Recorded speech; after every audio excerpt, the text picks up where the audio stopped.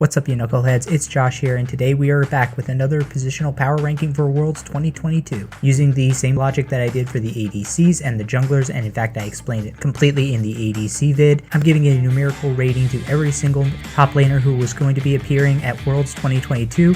I will be doing support next and mid lane to round out the ranking, so be sure to click subscribe so you know when those drop. But let's get into the top laners and begin with the unfortunate bottom feeders of the position.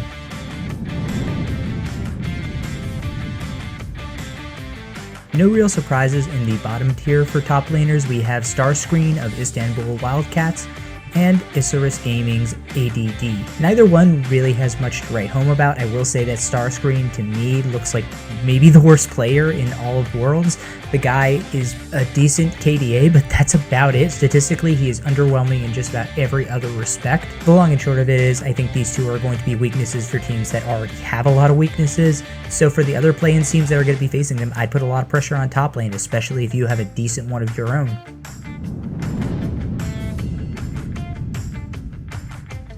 Two more minor region top laners in the passable tier, that would be Tapoon and Robo from the LCO and CB LOL respectively. There's also one PCS top laner, which is Lakai from Beyond Gaming. I think that all of these players have some very unique and stark weaknesses and strengths. Tapoon is a very good laner, but he is not incredibly good at being an offensive top laner. Robo is a very good team fighter, but he also tends to die a lot. And Lakai is a pretty steadying presence in the top lane, but he doesn't provide a lot of carry potential. I'm not saying that none of these players could pop off and have a really good impactful game, but they are all liable to have a weak game as well.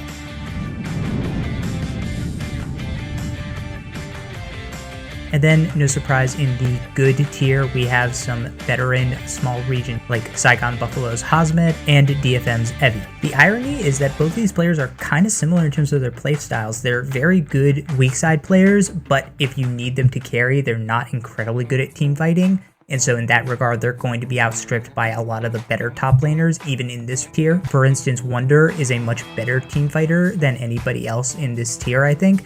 Someday is probably the best weak side top laner, and Impact is really just all around solid. He can kind of play whatever role Evil Geniuses need him to play, and that's a huge advantage. But all of these players have their own roles, their own strengths and weaknesses. Some of them are going to be pop-off players, some are going to be stabilizing influences.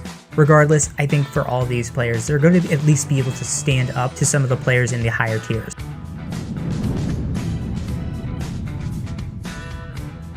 And in fact, in this upper tier of top laners, we do have one minor region player, which is CTBC Flying Oyster's Rest. This is a guy who is just all around a very, very good top laner. He doesn't really have any weaknesses, and he's been dominating players in the PCS all season. I don't know if he'll continue to do that against the very best players in the world, but I think he definitely does have a chance to at least stand up to them and maybe give them a run for their money. And there's also Kaya of Gigabyte Marines Esports, who can be a carry for GAM. The only problem is that he is quite a weak laner, so that's going to be a real issue considering how many good laning top laners he's going to have to face. I mean, just in his group alone, he has Wayward and Odoamne, who are both really, really good at laning, so that is going to be a tough task for him. But if he gets past the lane, I think he can stand up to some of these other players. And then finally in this tier, we also have some of the very good LEC and LCS top laners, which are like Armut, Fudge, Odo, and Broken Blade. All players who can stand up against even the very, very top tier top laners, but I don't think they're going to reliably win against them. I don't think they're really going to take a lot of lanes off of them. None of them are exceptional laners. And also rounding out this tier, there is the lowest rated LCK top laner, which is DRX Kingin. When it comes to LCK top laners, Kingin is kind of the guy that you take when you couldn't get an elite tier top laner. He'll do fine, he's serviceable, he's kind of like the equivalent of like Huni, but obviously much better because he's in a much better league. Don't rely on him to do a lot, but he's probably not going to cost you that many games or be the biggest problem on your team.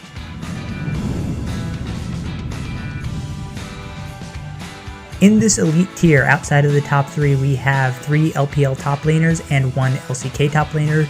Wayward is somebody who has gotten a lot of hype, and he has been incredibly impressive for a very young rookie. To me, there's just a little bit of a question about his team fighting and laning. I don't know how they're going to hold up against some of the very best in the world, but he is a player that's incredibly exciting and young and is going to be a star in the league. The top 3 in this tier, Breathe, Flandre, and Nuguri, are all players who are very, very close to being in that top 3. I'm not saying that any of them are significantly worse than the people who made top 3. It's very, very close between these 6 top laners, and you could honestly kind of put them in any order. This is just how I personally rank them. I think that Breathe is a little bit overrated. I think that Flandre is overall just solid, but he just doesn't quite have the production of players above him. And Nuguri has been great since he returned to DWG Kia, just not at the elite level that he used to have.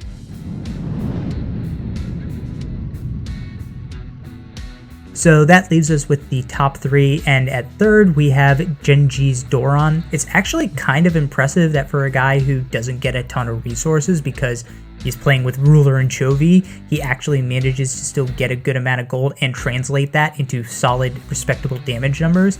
He's a very good laner, he's a very, very safe player, he doesn't give up a lot of easy deaths, and he can put on the carry pants if for some reason Ruler and Chovy cannot. Number 2 on the list is 369 of JD Gaming. I know a lot of people will have 369 at number 1, and I fully understand why. He is an absolute monster. His team fighting is teaching tape stuff. It is immaculate. It's incredible. The only small nitpick I have is that his KDA is kind of underwhelming, and he does tend to give up a lot of deaths. But again, I'm splitting hairs there. If you have 369 at number 1 over my number 1, I'm not going to argue with you. The guy is an absolute monster. And that does leave our number 1 top laner, who is T1 Zeus. People kind of forget that Zeus is maybe the best laning top laner attending Worlds. He averages an over 760 gold and XP differential at the 15 mark. He's going to be somebody who's almost impossible to stop unless you're one of these top 6 guys. And especially with Faker and Owner to kind of help facilitate him, I think that he is going to be just an absolute monster. He's going to surprise a lot of people at Worlds. So there you have it. That's every single top laner attending Worlds 2022 rated and ranked. Let me know who you think should be rated number 1, who you think is rated too high or too low. And if you want to see how I rated all of the junglers attending Worlds, you can click on that video right here. I'll be back with the support rankings, and I'll catch you next time, Knuckleheads. Peace!